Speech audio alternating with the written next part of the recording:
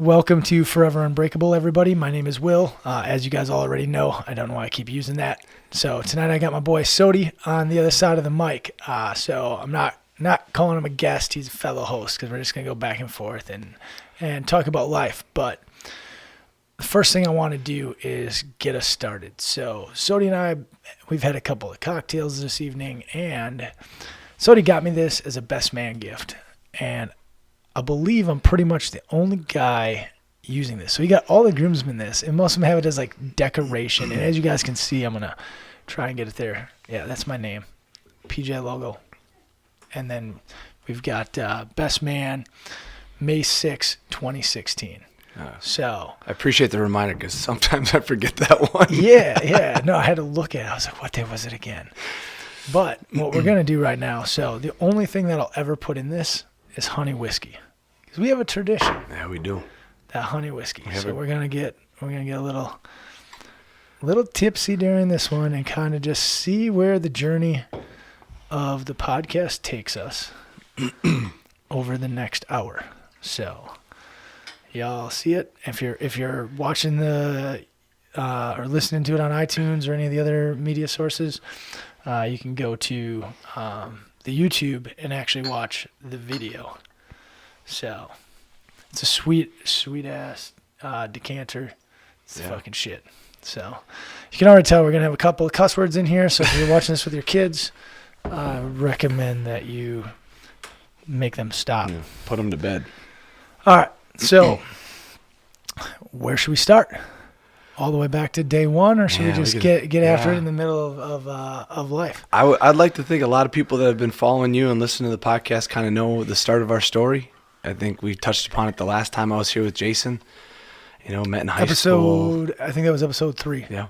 So if you haven't, watch episode 3. It'll get you brought up to speed as to who Sodie is. Yeah, and it's just, man, we go way back, and that's the story. That's the start. You just started from the beginning. So we can kind of jump to wherever you want to jump into.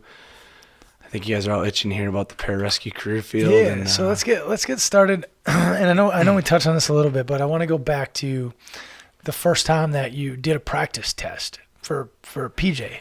Because I remember you telling me, and I've given my share of physical fitness tests for guys going to Special Forces, Ranger School, Air Assault Airborne, the slew of Army schools.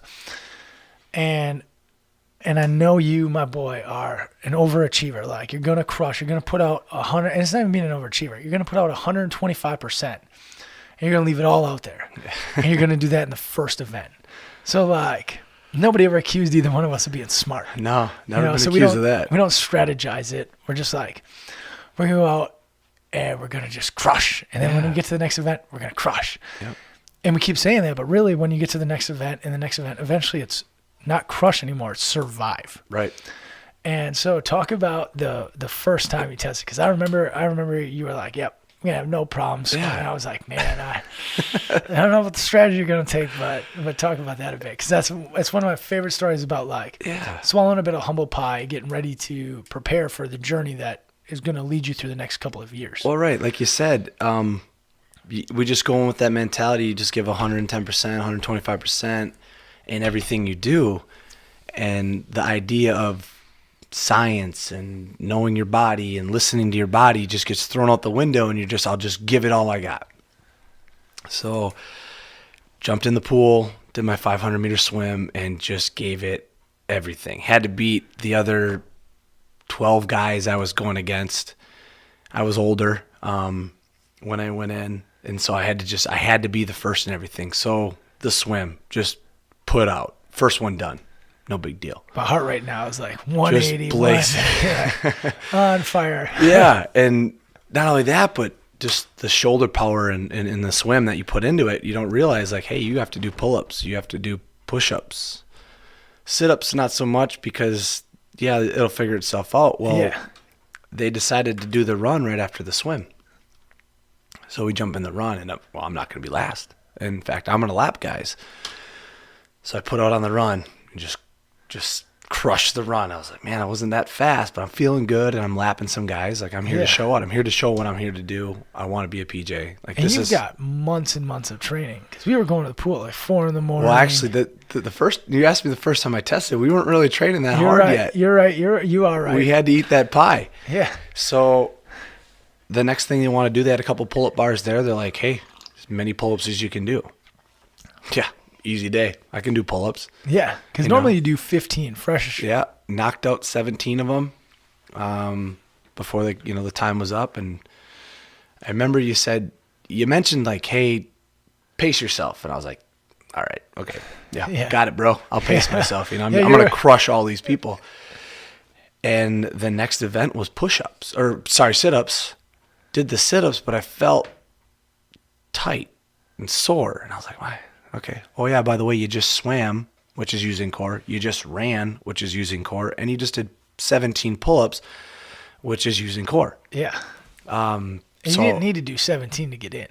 No, you had to do. It was like 12 or something. 10. It might have been 10 to 12. I think Somewhere 12. like that, 12 for good measures. Graduation standards are 13. Yeah. I didn't look up dude, it's been so long. I have to look up the numbers.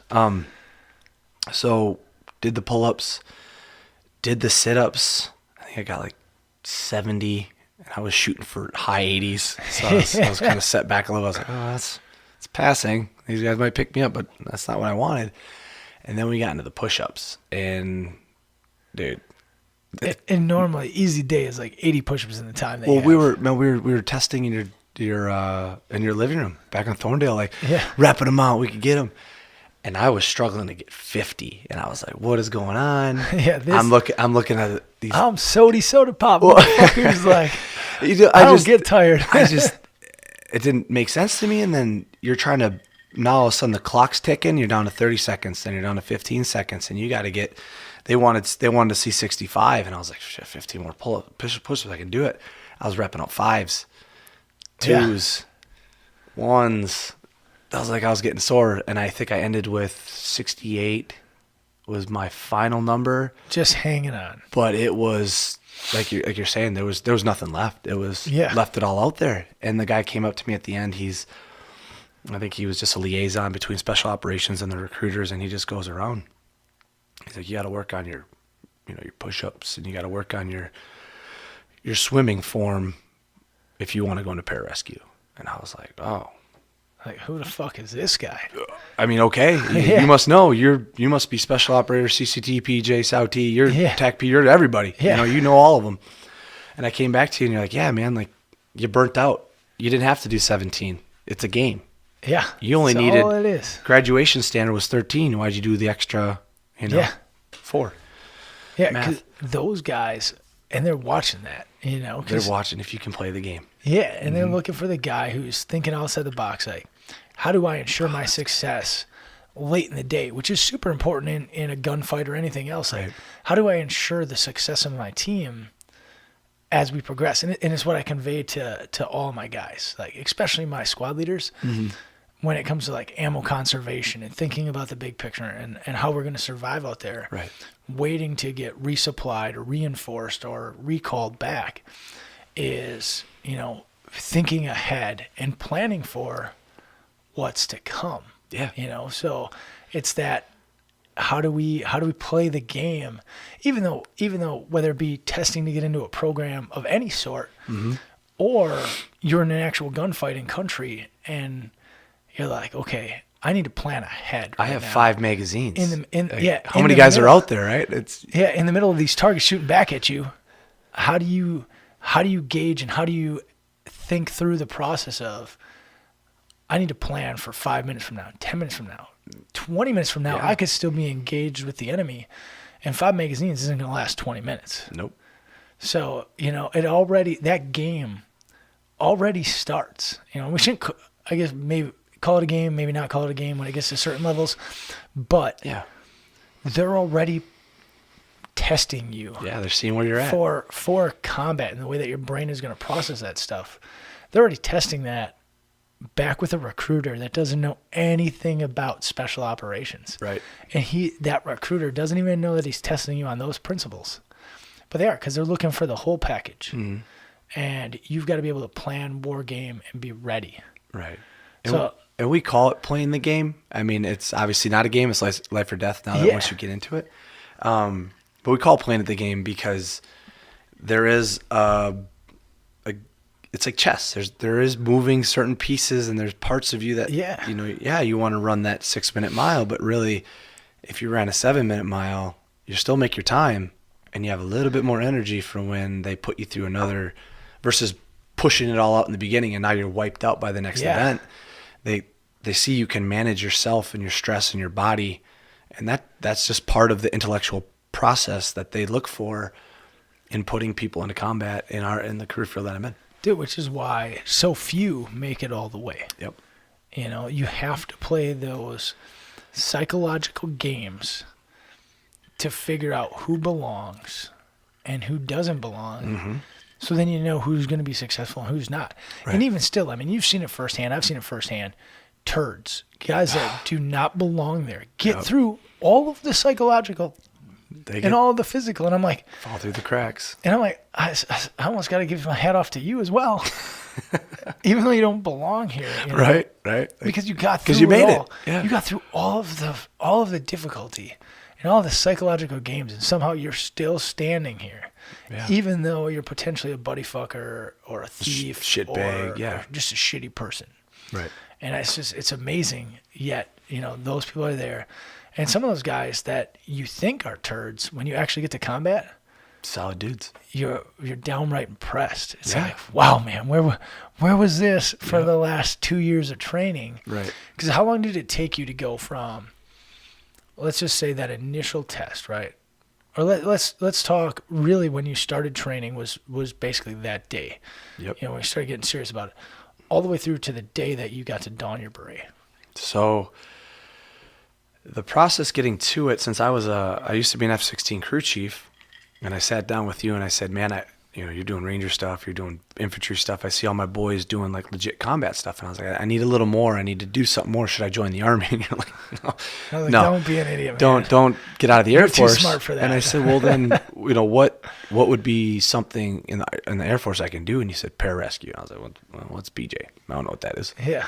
Went to the recruiter and you're like, it's one of the hardest things you can do in the Air Force. I said, all right, challenge. It's not one of the hardest. It's the hardest, you know. Yeah. Like you have that, and then the CCTs or combat controllers. They go through a lot of crazy stuff as well. They're right there. They're, I would put them just below or same level. In the back before, like when those really started, CCTs and PJs trained together through all their pipelines, and then they would just divert off into their respective. Yeah, when you went, didn't you guys still go to the same indoc together, or no? No. Because I know at one time they used to go to time. the same indoc. Yep. So like you could be testing out with the CCT on the same exact, buddy breathing or whatever. The motto, your partner could be the motto used to be first there that others may live. So they had the first there, which is combat controllers, and then that others may live, which is pararescue. Yeah. That was a continuous motto for them. And then, they separated them, and now you have theirs and ours. But yeah, at one point we trained with, and we're all bros across like you see combat controllers, I see PJs, like a lot of us we know first names, we've deployed with each other, like they're awesome dudes. Now the Air Force is creating that like one fighting force, weapon system, if you will, or whatever they want to call it, with like the 4 or 5 different. We are classified as a weapon system. Yeah, with the 4 or 5 different special operations, jobs. Yeah. That you have. Mission sets. Yeah, mission sets. There we go. Fucking having a brain fart. Cheers, everybody out there. Yeah, hey, your brother. So,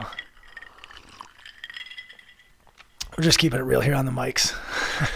That's the only way I'd do it, man. I wouldn't have expected anything less sitting down here with you. So you show up talk about what was going through your mind going into indoc, like day one reporting to indoc, because you were National Guard.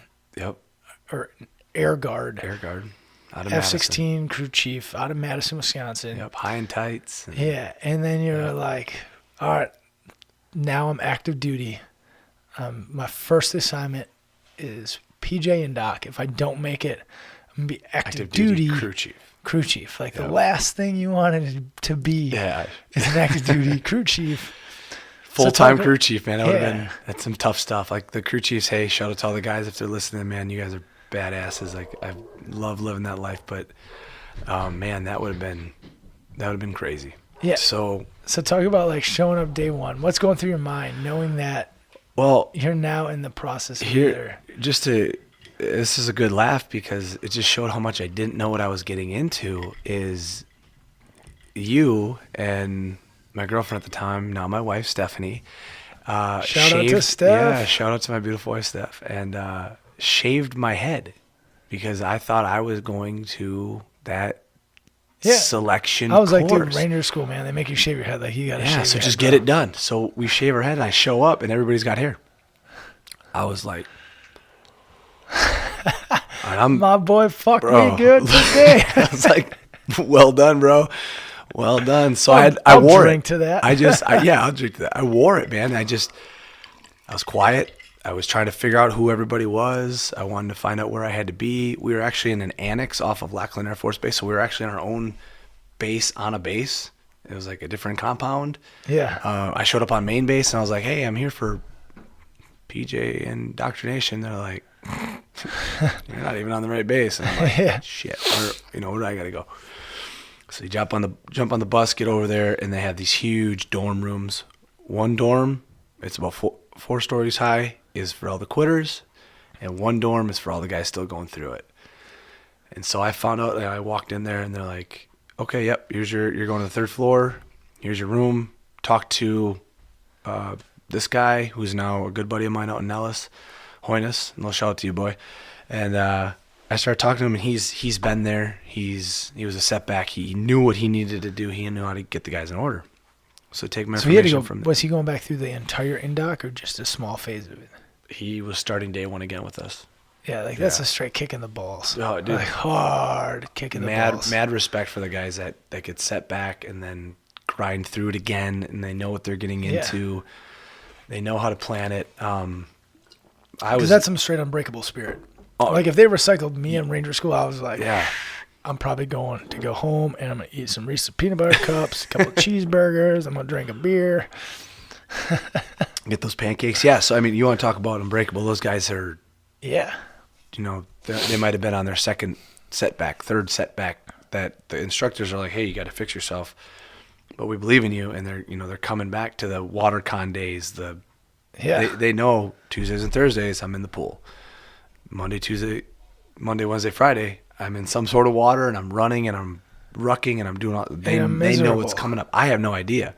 Yeah. So I have a little bit of that anxiety of the unknown. Like, what are they going to throw at us? But they already know. They're like, hey, I'm going to have to put my ruck on and it's going to suck today. It's going to suck. But I don't know that. I just know I have to put a ruck on. Show up day one, try to introduce myself. I'm kind of a personal guy. Like I feel everybody out. I'll try to get the information they know to build up my essay on what's going to happen. I showed up on a Thursday, didn't have to report till Monday, so I had the weekend to just kind of get my dorm together, go get, all other military people listening, like I was in a dorm. For indoc, where we had air conditioning. Might have slept on the ground and built our own hooch with a poncho. Yep. Because when you called the first time, FaceTimed, I was like, what do you mean you have your cell phone? Oh, you were like, did you just get kicked out? And then I saw the room and I was like, he's done. It looks like a hotel room. He's gone. Like he must be back to the F-16s. I was convinced. I was like pinching myself. I was like, this ain't real. Yeah. And that was part of the process for me, was to actually eliminate myself from the contact. Like, well, before I left, I thought, hey, you're going to be writing me letters. Here's my address. Yeah. Send me letters, motivation, whatever. I actually still have all the letters that you wrote, that Plokar wrote me, Tyler Chapanier, a lot of the guys that supported just gave me this letter of, if you need a little bit of motivation, here's this letter. Yeah, like, don't open this. Yours was, don't open this until you need it. Until you need it. But I had my cell phone, and I told myself, I was like, no, like, you need to disconnect and leave everything behind and focus on why you're here. Yeah. And that's what it was, man. It was just getting up and grinding and, excuse me, I didn't even use my phone as an alarm. I used my watch. Yeah, just getting used to it. So what I think is cool was one of the things you explained to me. It was after indoc when you and I got to sit down and actually, have some beers and talk about it. I was like, why in the fuck don't they take away food and sleep? Because you got a good amount of sleep every night. And you explain to me, you're like, they want to see how good you are when you're fresh every day. Like they set you up to succeed just to watch you fail. Yep. And I was like, man, that's actually fucking cool. Like, Yeah. because Ranger School breaks you solely, From not solely, but solely on Yeah. fucking starving you and not letting you sleep. Yep. Fatigue and famine, man. So they play those two games. And in PJ school, they fail way more people. And they give you 3 meals a day, Yep. 3 good meals a day, Solid meals. and they make sure you get ample sleep. Well, they allow for your time to sleep. Yeah, exactly. You still have tasks Yeah. that if you're not good at them or quick with them, I mean, it comes down to that small attention to detail, like taping your fins and making sure everybody's are lined up and that your mask is the same and this is the same and that's the same. And what one dude doesn't have it right and it throws it all to the left, and next thing you know, they're throwing your fins in the pool and your snorkels are gone and your masks are gone and you're doing push-ups outside and you're rolling in the dirt and it's just going crazy because one guy didn't tape it the right way. Yeah. So you got to have that attention to detail. And like you're saying, when you're fresh, is because it's any course can take away food, can take away sleep, and watch you break down. But they want to see you at, they're gonna break you down while you're still fresh and show you that they can do that. And it's a whole different level of getting kicked in the gut, man. Yeah, It's just which is crazy. So I wanna jump ahead in the indoc process. Yeah, We hit on something that I think is fucking super important, right? So, and you're probably pissed at me for bringing this up, but I love it because I know you really won't be that pissed at me. But when we talk about attention to detail, right? Yep. You're in the pipeline. But I know exactly deep where you're into the going with pipeline. this. All right, yeah, I you know can finish exactly it. where Yeah, you're because going you with know, this. like, the attention to detail. But it's the attention of detail that you also have to have on your buddies. Yep. By checking their equipment, because especially in combat where you're gonna go to the front line, like in your job, you're sitting there waiting for the call to go to the front line a lot of times. Yeah. Like you're gonna immediately go from safety to the front line as quickly as humanly possible. Yep. As essentially a QRF medical asset. Like you're going super fast, so you have minimal time to check each other's shit. Right. And what happened to you is as much your fault as it is your entire team's fault because of not checking each other the way that everybody should check each other. So I mean, talk about that attention to detail and what it did to you and the stress it caused moving forward. So first and foremost, it is your own responsibility to check your gear.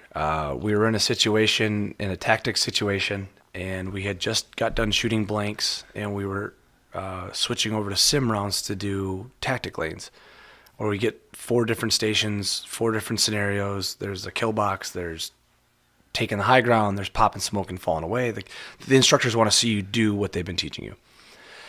And the night before, we had been out all night. And this is like a year into the program.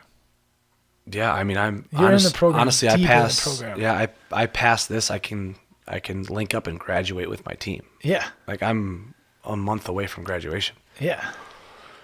And I got put in a leadership role, and I told one of my buddies, I was like, hey, I got to do PCIs. I got to personally inspect all this gear. Can you check my gear and make sure there's no blanks in the magazines? And he's like, hey, bro, no problem. So he did that. I thought he did that. And we got all the stuff checked out, and the fault is on my own because I didn't go back and check my own stuff. It was late, and I was like, we got to get some sleep because we're getting up bright and early in the morning to roll out. Yeah. Like, my boy checked me. I'm going to trust him. I'm good. So we get out there, and right away the instructors throw down the simunition, which is paintball 5.56 rounds. They sting. They're awesome. They're a great training tool. They are a great training tool. But it's like a 5. So you just start jamming your mags. Well, they start yelling instructions. So you're jamming your mags, but you're not looking in your magazine. You're not really looking down and checking. You can. You're but just like, going as quickly as you can. in a leadership role, you're trying to watch your boys. You're trying to make sure your guys don't get And smoked. you have to PCC and PCI them. Right. So you're checking them, and you're trying to catch yourself up, and your focus really is on your guys because you don't want them to get smoked. You don't want them to get singled out Yeah. and pulled out. And then next thing you know, like, why are you a bad leader? And you're like, so you're checking your guys. Well, I'm jamming my magazine, and it's a 30-round magazine. I have 30 sim rounds, and I can't get 5 of them in there. And I'm like, why can't I get these 5 in? Like, what the There's got to be like, something there's in something, the bottom of the mag. something And you're like, I'm wrong. not going to pull the bottom off. And I'm like, I'm not going to strip it. And this one instructor was watching me, and I was like looking around. I was like, all right, fine. So I start stripping out my magazine rounds, all those sim rounds, and I had 5 blanks At the bottom of the mag. at the bottom of the magazine that my buddy was supposed to take out the night before. Yeah. The instructor saw it, and he lit me up. Yeah. To the You're going point to get of someone killed. To the point where you thought you I thought were I was coming done. home. I literally, Yeah. I thought I was done, but I remember the phone call because so that came a little later. So Yeah. they allowed me to continue through the lanes, and you're the type of person I am, and a lot of people that we just like, oh hey, you know what? Past is past. We got to keep moving forward. Like, hey, if you're not pulling me now, I'm gonna keep pushing. Jam my magazines, and he's making a fit to all the instructors. He's singling me out. He's pointing at me, saying my name. Like, everybody sees me. So I was like, oh, Yeah. here we go. So we do the lanes. We crush the lanes. Well, on my helmet was my NVG mount, and nobody took them off. Yeah. And it was just that day. It just had to happen that way. Mine fell off when we were running to break contact and diving behind bushes. It rattled out and just fell off the bump helmet. And I didn't think anything of it. I was like, I didn't feel it. And we get back, and they're like, all right, night mission, get set, go. And I'm like, all right, cool. Go to put my NVGs on, and I have nothing up there. And I don't have a backup. Yeah. And I'm like, shit. Dude, it's crazy. So I just had to man up. Just stacking one thing on top of another. I thought I could go through the mission holding them like binoculars and still doing Yeah. it. But My guys think they can do that shit sometimes, and I fucking lose my mind. I And, couldn't. I don't let my guys keep their rhino mounts on their helmets unless they're putting the nods on. Like, Yep. that shit is tied down in your pouch, on your hip, Yep. like ready to go. And I'm a little bit more anal, but that's a good thing to do. We should have all pulled our mounts off. One of the teams actually did, and they had their mounts. yeah. But nobody else's had fallen off. Mine just for some reason on the old helmet I was using, or just the way Murphy, I love Murphy's Law. Yep. It just fell off. So did you think at that moment were you like, they're gonna let me stay in the course? Like I manned up. I brought blanks to a live firefight. Yep. Like, essentially got myself killed. I've been singled up by the instructors. And then like, now they I know who I can't am. even use my nods at night. Like, Can't even use my night vision goggles. So I went up to the instructor and I said, no, you aren't. I lost my mount. was this the same instructor? So the same instructor was sitting down next to the campfire, and he heard me. He had his back to me. He was just a shark, man. And I just said, who you aren't. Like, I lost my mount in the lanes. I don't have a second one. What do you want me to do? Yeah, and this is I'll push. I'll push. I'll go on. And he's like, we'll discuss it. And the guy turned around. He said, you're the one that had the blank. And he lit me up again. He just got in my face again. And so how did you feel the second time he lit you up? Because I remember the phone call, so like I could kind of describe how you feel. oh man, Like, I how was did you just feel. dude. That was it. I was going home. Like, Yeah. my whole dream of being a PJ was gone. Like, I didn't think there was a tomorrow. It was my 2 mistakes cost me the year and a half I'd already been in the pipeline. 'Cause you had already all the passed training. the medical stuff. Yep. And the medical stuff was like what I told everybody. I was That like, was if what- my boy Sodie's going to fail, it's going to be medical. Like, the dude, he will not fail any physical task. He's, too sound of a human being when it comes to common sense. So, like, the tactical stuff, I was like, he'll lock that shit down. Like, he'll pick it up, he'll grasp it, and he'll be good to go. But I was like, you put that textbook in front of him, and he's going to be just like me. He's going to struggle his fucking ass off. I got to study. And he'll bust his ass, but, like, that was the only area where I could have seen you getting recycled. So when you called me and you were like, hey, man, I don't know if they're going to keep me in the course. Like, I think I'm coming home. Yeah. And I was like, what did you do? Like, you passed the hard stuff. Hey, man. What could you have done wrong now? You just made 2 very simple easy to make mistakes Yeah. that, teach you really good lessons about checking your gear and securing your gear. It's things that you won't make a mistake on ever again, or let your guys make a mistake on. So it's like, hindsight being 2020, it's probably the best thing that ever happened to you. And I've told that to you. I told it to you. Yep. I think even that day I'm pretty sure, if not, it was, shortly thereafter, where I was like, I promise you in a year, you'll look back at this moment and say it's the best thing that happened to you in the pipeline. Oh, it was Because now you'll keep guys alive in combat where it actually matters. it definitely stressed just that attention to detail and the Yeah. little things that you can get complacent on. I know what it felt like to almost lose, what I wholeheartedly think I'm very passionate about. Like I could have almost lost the entire Yeah, a dream. year and a half in the pipeline, probably 2.5 years of hard work, Yep. of, just nasty, grinding, hard work. Because I know, Yeah. we were putting in stupid amounts of time before you left training, because we would, Early mornings and me, cold and pools. Polcar would all we lived at 1291 Thorndale, the house of houses. Everybody knows that. The crew. And we would get up at 4 in the morning. I mean, a lot of times we would rage till 2:30. And then we would get up at 4 in the morning, and the three of us would go to the pool, and we would just be like, Here we go. but we're going to get it done. And you would work your PJ stuff, and Polker and I would work our triathlon stuff. And you would just sit there and be like, all right, I got to hold my breath for a 50. So I got to swim the length of the pool, turn around, and swim the length back without ever surfacing. And I remember watching you for months. You couldn't do it. Yeah. Like, I and then don't know all if it of was a because we sudden- were always hungover, but yeah. But then all of a sudden you hit it, and it was like time and time and time again. You could do 3 or 4 reps of it in the pool, no problem, back to back to back. right. So to see it be, what really changed the way that you operate and do business now, being, one exercise, one moment, and one small mistake, or really 2 small mistakes that now make you so much better of an operator. And the likelihood of you bringing home your guys is significantly higher now, because they're not going to go into combat short on water. They're not going to go in short on ammo. They're not going to go in packing the wrong stuff for the mission, because it's going to be checked. And when you receive a patient onto the bird is going to have been checked once, twice, 3 times by yourself and everybody else. You're going to hold everybody accountable to that. When you put the patient on the bird, it's not going to be a question of, do we have this or not? Hey, it's in the back right corner. Go grab me the fucking shit. Right.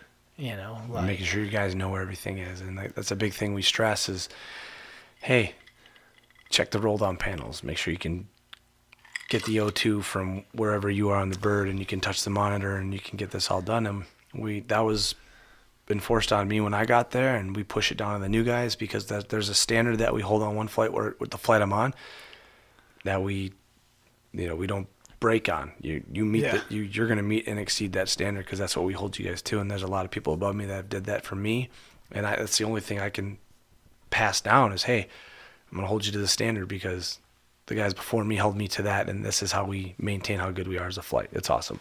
no, exactly. So do you think that a lot of your quality of work has increased because of the moment, because of that one fuck up moment, that now you won't allow yourself to slip ever? I would say that moment was really it was a good reset in the middle of the program. It was a good, hey, you're not done. Yeah, you're not as good as you think You're you are. you're not. Yeah, I mean, you get a lot of guys that they fall into their good categories, and you just need a little bit of a reset to say, hey, you're not done yet, bro. You didn't put that beret on. So for me, it was a hard pill to swallow. Dude, the hardest pill in the whole course. It had to be absolutely. the hardest pill. Probably in life up to that moment. Yeah. The hardest pill you've probably ever swallowed in life up to that moment in life. Because you see a dream that you wholeheartedly. You committed your life to. Yeah, I mean, not even your life, but okay, with all the training you did for your world record, imagine getting to mile 21. Oh, I was watching it slip away. And I was watching the record slip away, and I was fucking yeah, swallowing that pill. and your shoelace blows out, and you didn't pack extra boots, and Yeah. you have to pull yourself out of the marathon. Like that little mistake, it'll just eat you inside. But yet you're like, I learned from it because now I know I need to have extra laces, or I gotta have something. So I just learned my humble pie on Saturday. Mm-hmm. Trying to do that Yeah, 200K bike ride. Like, it's a 200K bike ride. I'm a fucking world record holder. Blah blah blah. I I'll crush a 200K bike ride in, the hottest desert in the world with no water. Like, Bring it on. No food. I swallowed all sorts of humble pie. Like, You probably ate the whole damn thing. yeah, well, I was asking for seconds. So much humble pie. And like, I told it to a few people, and they were like, I can't believe you're so open about having it did not finish. Like, you're representing this brand of being unbreakable forever. And I was like, that's why I'm unbreakable, is because I'm getting back up and I'm going to go fucking do it again. It didn't break me. It just beat me that one day. It taught me a lesson. Yep, I learned from it. Like, it taught me a fucking hard lesson. It slapped me in the face. Like, it straight Mike Tyson me right to the fucking nose. Jason Braun, that's a reference at you. We'll keep it on the DL. Me, Sodie, and you know about the reference. Sorry, everybody else. Inside joke. Well, maybe Jason will tell it next time he's on the podcast. Yeah. So stay tuned. But I got punched in the face. And it was a good reset for me with the training and where I want to be going into Ironman and this 100-mile race and everything else that I want to do physically and these physical achievements that I want. It was a good reset. Just like that moment was for you, a good reset of like, hey, it was. Maybe we're not as good as we think we are, but we know that we're never going to quit. Right. But now we need to like maybe look at ourselves and do a little planning before the next time that we're here. Yeah. So that we're more prepared. And fortunately, I got a second shot. I had a great instructor who I rode back, because now they separate you from the team. They pull you right out from the team, and they put you in a little small camp with the support people that are out there helping. And you literally I had 3 days to just sit there. Yeah. And just stare at a campfire and dig Dude, holes. Because that's where you called me, was from those 3 days. And so you didn't know what they were going to do with you. Nope. Had no idea. I had to go in front of... You had your thoughts of what was going to happen. Which are never good. Let's all be honest. Like, if you can let your mind wander on something like that, I figured they were going to hang me once I got back to Lackland, just to show everybody, or not Lackland, Albuquerque, and just to show everybody what happens if you screw up. Like, the worst was the worst. I'd called my wife, Stephanie. She was my girlfriend at the time, and she's been a phenomenal support throughout this entire process, and she was great on the phone, but I didn't want to hear it. There was no words anybody could say to straighten me out, even when I talked to you. And I remember telling you, I was like, there's nothing I can tell you. No. Like, there's no words I can say to make this moment better. Nope. The only thing I remember telling you that I feel like was any sort of good advice and super real advice was that in a year you're going to look back on this and say it's the best moment or the best thing that happened to you in the pipeline. Yep. Because it'll have taught you the most about who you are as an individual. Yeah. Dude, you rose up. I did. And you rose up so well that you were awarded at the very end of the pipeline when you graduated. Like, you were given an award. Yep, the Arthur Black Award. Yeah, so talk about that again. I know we brought it up last time. Yeah, it's the most motivating team member throughout the pipeline on your team gets the Arthur Black Award, who was a PJPOW that like kept morale and faith and high amongst everybody so that they didn't quit, they didn't give up, that they could keep fighting and surviving until forces were able to rescue them. And when I was awarded it, the instructor, who I really looked up to, gave it to me. And he's like, we had this chosen for you when you were on your last team. Yeah. Which is why it still says A1C and you're still a senior. Now you're a senior airman. It's because on your last team, you were going to get it. And now on this team, you're still going to get it. Again. You earned it again. So you had to beat the guy that they had pre-selected to get that award from that team. I mean, I don't know if they looking at guys. Yeah, already. they already look at guys you, and stuff like that. I think it was, I had a choice. I had two choices. I can get back on team and just be a bitter screw everybody. Yeah. I'm just going to, take care of myself. I'm going to make sure I get through. I get my beret. Don't worry, bro. I got mine. Or now you could very easily go that route because now I've already been through a bunch of the training. I knew what was coming up. And now you can't depend on somebody because, last time you depended on somebody, Yeah. you got fucked. Well, I'm not going to blame him. I got complacent because I had allowed someone else to help me, and I thought he was squared away like I was. Unfortunately, so at that moment, the option A that you're talking about, because you got option B that you haven't said yet, but option A is care only about myself. Only check myself. Don't worry about anybody else. And make sure that all of my things are perfect. So you had that option, which I know did not choose because it's not in your blood. Right. And it's one of the reasons why I value our friendship so much, on top of the million other reasons that I have. But you give the shirt off your back to every human being that you've ever come across on the planet of Earth that I've ever seen. That's very gracious. And to me, it's even more. To me, you don't just give the shirt off your back. You give me the fucking keys to your car, your house, whatever. It's awesome. It's always open. The fridge. Then there was, the fridge. But then there was option B, which is an opportunity to help the team members on my new team. That's right. I'm getting a refill over here. I'll catch up. Help my new team members be successful from what I've already learned. Learn from my mistakes and learn, here's the knowledge I know, and let's be a solid team. And I just, that's what I did. I needed to do that. So I would push out information and be like, hey guys, we're going to be doing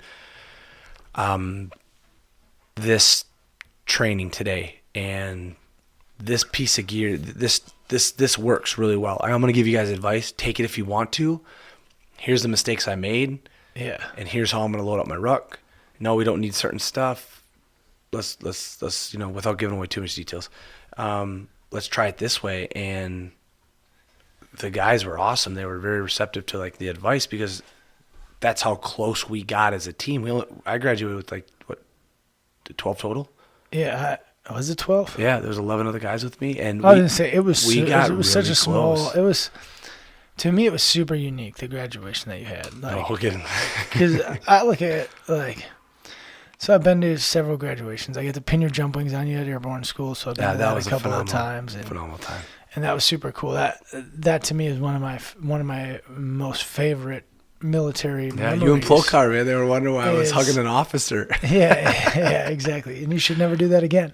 Hug an officer. It's bad blood. But it was it was one of those moments where the stars aligned, and it's one of those moments that I just super cherish was getting to put your airborne wings on you. And so having been to, numerous graduations in the military, and I think there's some cool graduations. Ranger School graduation is awesome. They do a huge, Rangers in action. A lot of thing. tradition.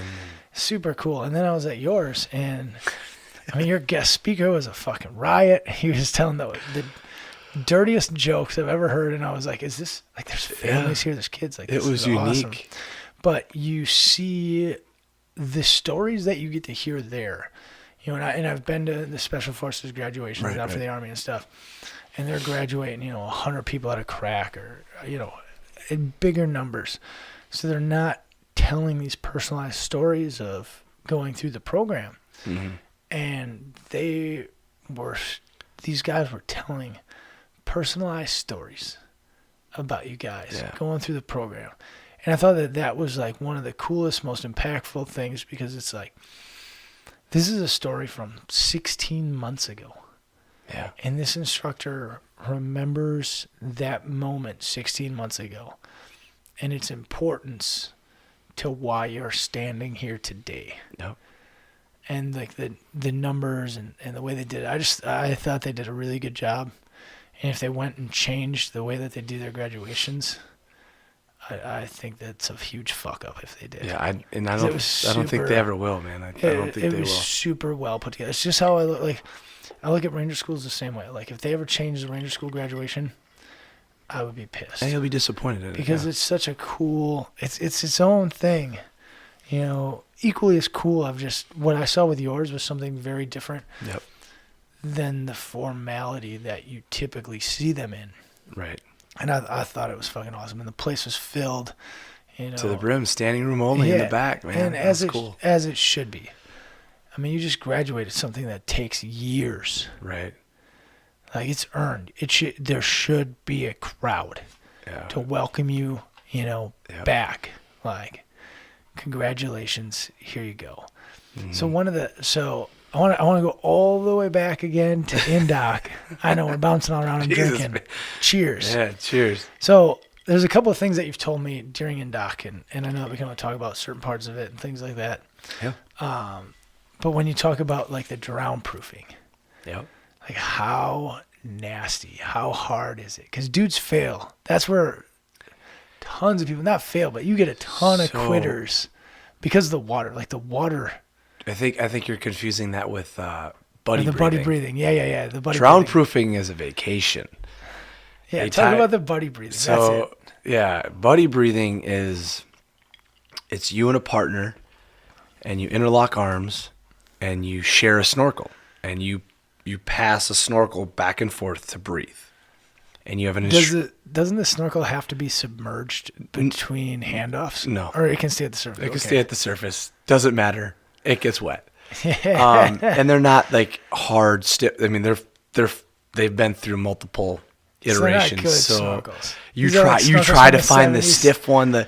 You get like the strong plastic mouthpiece, and you're pulling snorkels apart. And trying and to I put suppose them when together. you're passing it, it lets all the water in. No, it's not the two. It's not the two trying to breathe off it. It's the one instructor that's assigned to you that is dunking it into the water, and he's pushing you down, and he's rolling you, and he's splashing. So you're taking a breath just as a splash hits the top, so you inhale pool water. And what happens if you surface at all? You're failure to train. Yeah. So how many of those failure to trains can you have before they say, take your bags and One. you go home? Yeah, so you get one redo. You get one, and they put you back on the gunnel, and you get to do it again. And then you go home. And then you do the duffel bag drag. Yeah, I mean, it's literally a failure to train, and you can get. So I think the extent of it. No, never been an instructor. I try to forget that part of my life, the whole craziness. No, but I think you get 2 days of failure to train, so they might get a day to come back, or they get another chance. But it's the most scariest thing you can go. So were you a first time go on it? Yeah, I never buddy breathed prior. The only type of pool work I did was the underwater swims and the stuff with you guys. I never buddy breathed. So talk about how, because you do it for like 20 or 30 minutes, don't you? It's a long time. Isn't it? I could be way wrong. That's why I'm asking the questions. 2 minutes. That's it? Yeah. You can hold your breath for 2 minutes, bro. I've seen you hold your breath for 2 minutes. You have to breathe off the snorkel. Yeah. You have to. You yell it, breathe off the snorkel, take a breath, do this. Because I've seen you hold your breath for long as fuck. Yeah, and guys can do it. They're already there because you have to do your breath holds to get down and back from the pool. So guys can do it, but the way it's set up is you have to breathe off the snorkel, and it induces stress, and that's what it's there to do. Yeah. If you break it down scientifically, you can hold your breath for 2 minutes. It's just pool water. You're by the bottom. Like, life's easy. You're not in the middle of the ocean, but they're simulating it. And, they say keep your eyes open, but you close them, and you're just breathing and praying and coming to God and everything, or whichever one you believe in. And it's just a crazy experience, but it's an equalizer, because I can take the strongest dude in the world and put him in the water, and he is just as good as the guy next to him. You could probably take Michael Phelps Yeah. and make him buddy breathe and do in those conditions. And maybe get some flex out of a guy that lives in the water. Yeah, I guarantee you would. I mean, you know that there's guys there who are high school state championship swimmers. I watched great swimmers who wash out of that program. I watched a guy who him and his wife were both Olympic trial. They made the Olympic trials for swimming. Yeah. So he quit. Dude can swim. He quit during buddy breathing or a different part of it. No, I think it was during the push-ups. But they had put him through some buddy breathing in his face when he came out of the pool. To me, I was like, shit. He's an Olympic trial, he's basically qualifier. an Olympian, and he's up there, and he's coming out of the water like he just saw a ghost, and I'm up next going, I can't do that. well, here we go. Well, I swim in Green Bay, Wisconsin with my boy Will, and he ain't no we good. ain't doing that. But it's just, and it'll bring you back to, and like the point of this podcast is your passion greater than your fear?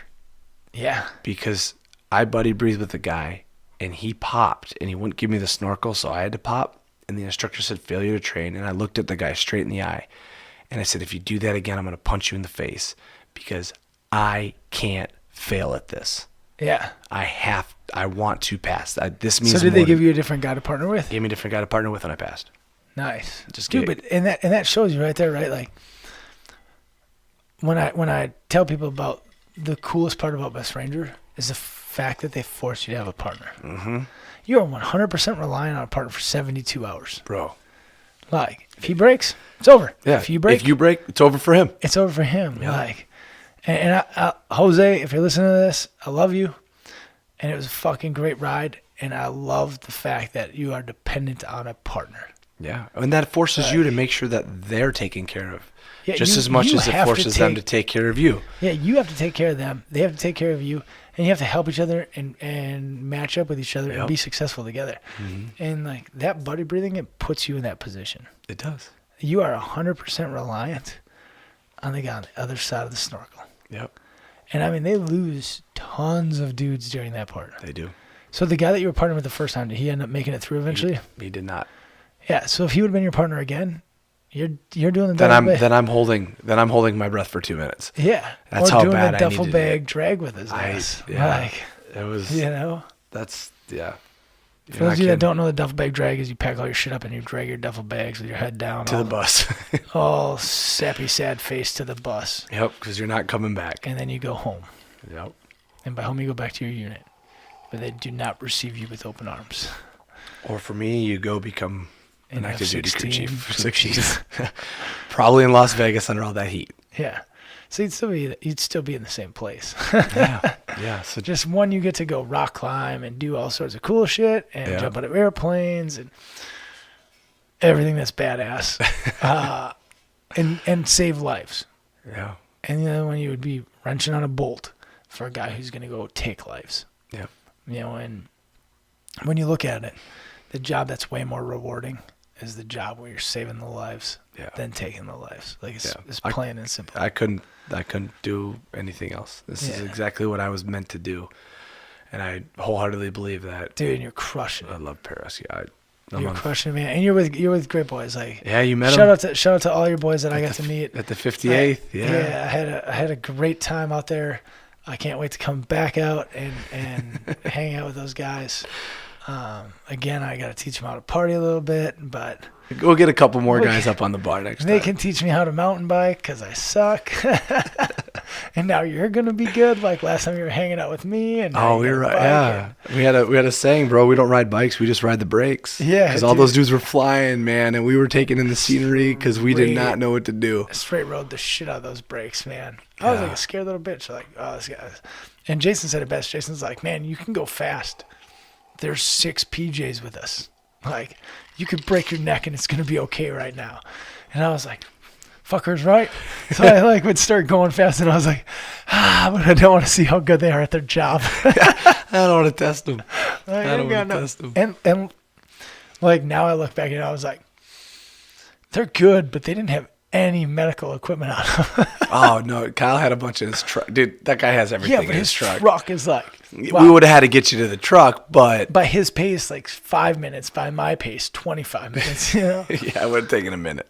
Oh, I fucking love it. Oh, that's awesome. So I know last time you were on here, you wanted to bring up a couple of things. So now that we talked about what I wanted to talk about, we can either talk about, what's next for Sodie.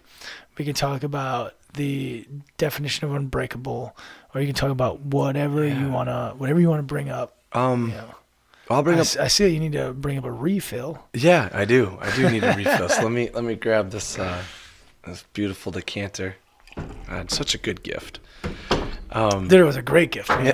I'm glad that I'm actually using it. I can't believe people don't use it. I'm sure some guys get away with it. Decoration. But you're definitely using it to the fullest. One of the things we talked about last time was that, I said something about like once quitting gets in your blood,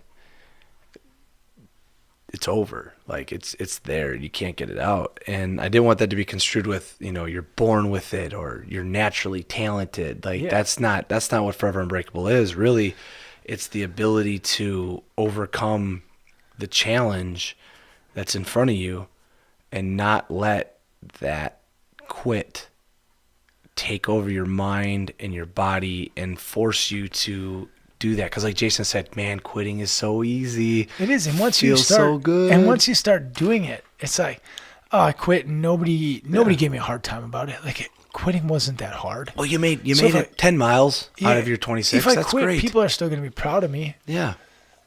But it's like, you got to live with that. Yeah. You got to live with the fact that Every you day. quit before you were broken. Yep. That you just said, nope, I've had enough. And I look at people that have quit in like, let's just look at somebody who quits in a marathon, right? Yeah. Did you get into a car right away? Or did you walk back to somewhere off the course? Yep. You had a couple more steps in you. Yeah, so you mean you had a couple more steps. And then when you got in the car and you got home and you took steps to get in the house, and then you got up the next morning and you weren't even that tired and you were probably like, I shouldn't have quit. Yeah, I had more in me. Yeah. But so many people, like, it gets tough and they're like, well, I guess I could just quit. I mean, I've already come It'll be okay. 5 miles. That's more than I would have done. Nobody's around here. Like, Yeah. I mean, I tried. I tried really hard. Yeah, I signed up. I got here. Yeah. So that's what I think is like the bigger takeaway from that statement is like, just don't, if you do quit, get back up and try it again. Absolutely. Or like look at what you were able to do moments after you said, I quit. Yeah. You were still going. Yeah. Even though you said I quit. And how long before the I quit did you say to yourself, I should just quit? Yeah. I can't do this anymore. Yeah. It's too hard. But you're still moving forward. Still taking a step. Yeah. Yeah. And that's just one example. We could look at examples outside of, a running example or whatever. Right. Right. And then one of the other points that you were talking about that I've noticed with a lot of the podcasts is that how pivotal it is to have such a strong support system. Like when we were talking, when I was getting my setback in my course, like I called my wife. I called Stephanie. Yeah. And she was, even though I didn't want to hear it, she was positive. Like, hey, you're going to be fine. Yeah, like, Steph's a rock. We're going to get, she's, I love Steph. She is. She's been through a lot. She's been through deployments. She's been through my crazy TDYs and my training and my. And she stood by you when you left for indoc. Like, yeah, she made it through all the training. Yeah. All the unknowns. Like, is he gonna have a phone? Is he not gonna have a phone? Which is scary for her. Me? Yeah. She wasn't preparing for it. She didn't. We made it through, and I wasn't easy to deal with. Like anybody going through a training course, you're focused on one thing. Yeah. You're like, and I know because like when I went to Ranger School, I told myself, if my relationship ends because I'm at Ranger School, cool. Yeah.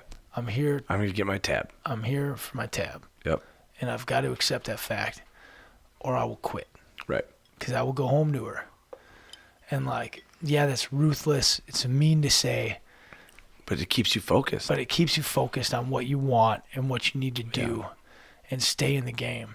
Mm-hmm. And like, even if that was going on in your head, you still gave Steph enough attention. I was enough of a given priority, as much as I enough of a priority. Yeah. But she also knew like that your focus needed to be the course, and that she needed to support that in all means possible. Mm-hmm. And that's why you two were able to. I think that's why you two were able to go through the course together. Yeah. And come out successful in the end, and now have a lasting marriage. Right. Because of that support during the course of both knowing, hey, this is the priority right now. Yeah. We'll get married after. We'll have, we'll start working on family and we'll do all that after. But right now, we have to get through this. Yeah. She's just as stubborn as I am. I think that's why it works. She doesn't take any of my shit, and I don't take any of her shit, and we square it away. So having that support is phenomenal. And then, I know you guys love that what's next. What's your next thing? What's next? Not 100 ultra marathon. Honestly, man, the next thing is deployment.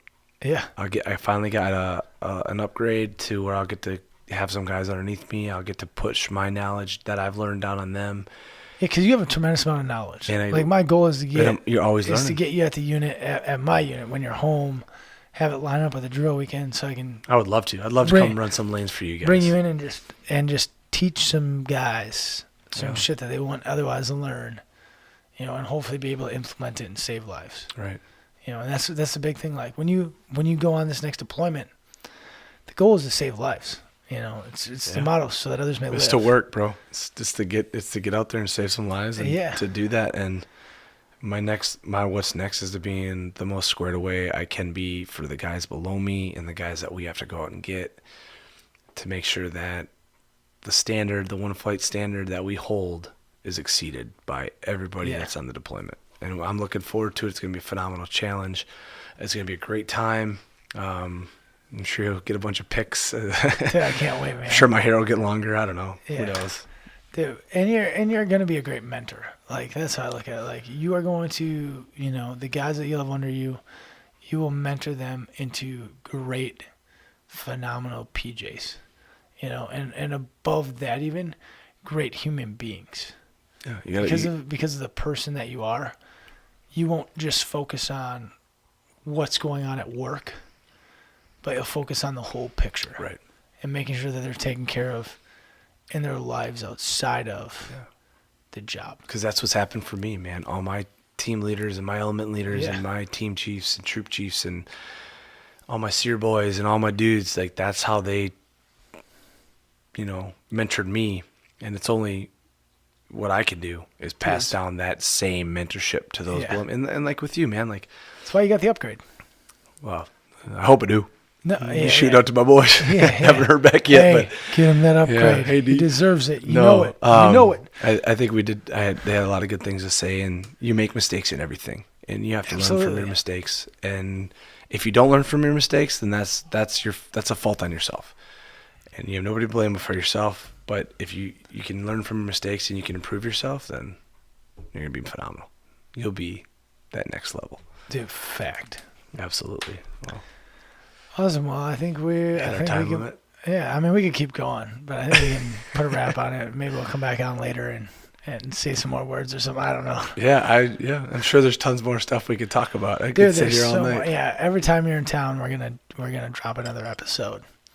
So you guys know, every time Sodie's in town, we're gonna definitely drop another episode. I promise. Like, I won't let him be in town and not drop one of these impromptus, man. I think it's phenomenal what's going on. Like, I remember listening to podcast 1, and I'm like, man, you got something here, bro. Yeah. And now when I listened to myself after podcast 1, I was like, what are you doing? You're horrible on a microphone. You're so uncomfortable. Your equipment sucks. Yeah. And now you got your upgraded. Like, now the mic's up here. Last time it was down here. Yeah. Next thing you know, I'm gonna probably be Bluetoothed in. Like, it's phenomenal, man. It just shows phenomenal greatness. It's the feedback. So, like, the things that people have said to me about, hey, I'm doing this because of you, or I've changed my life in this way, or like now I'm going to get help with my, mental illness, or whatever problem I'm facing. Yeah, or I'm doing this, or like, man, this person's story is so inspiring that it's making me want to, join the military and go do this, or join a fire department and go do this, or whatever, to somehow improve their life. And so that motivated me to, like, okay, this is working. I need to make it better for the people that are being inspired by this platform. And so now it's like, okay, let me bring on a wider variety of guests. That's awesome. Let me get better equipment so that it's more enjoyable. Yeah. Because this isn't about me. It's about all of the people that are listening. The message you're putting out. Yeah. The message is phenomenal. Like, and it's everybody's you message. got a lot of love from Las Vegas, bro. A lot of love. I appreciate when they that. met you, man, they saw that and they're like, Sodie, we get it. We saw a little bit of Wisconsin home. Yeah. And they were like, that's different level. And I was like, well, you should check out his podcast. And they were listening, like, hey, I'll go on. Dude. I'll go up to Wisconsin and interview. You can interview some dudes that have been in the field for a while. I want to send you down with a fucking setup and just fucking interview all your dudes That'd and be get them cool. on there, you know. They're And good have like dudes. have It'd be like, wild. have like team talk Tuesdays and just fucking bullshit on some mics with the guys that you're now going to be responsible for, you know. Yeah. And they can be like, Or the guys our who were boss responsible for sucks. me. The guys who Yeah. were responsible for me. Exactly. Like, wow, that little fucker. Yeah, that's awesome. But it's always an honor to be on your podcast, man. It's cool to Dad, it's the greatest honor to have you on. get up here. Like, for those of you that don't know, Sodie is my best friend on the planet of Earth. That's both Now ways. it's recorded. It's going out to the world. Oh, we're making it official. Will Kogan is my best friend. Good work, but this is my boy, and that's the way it is. Yeah, and love it. Love it. Anytime I can be on here, man, and be a part of this.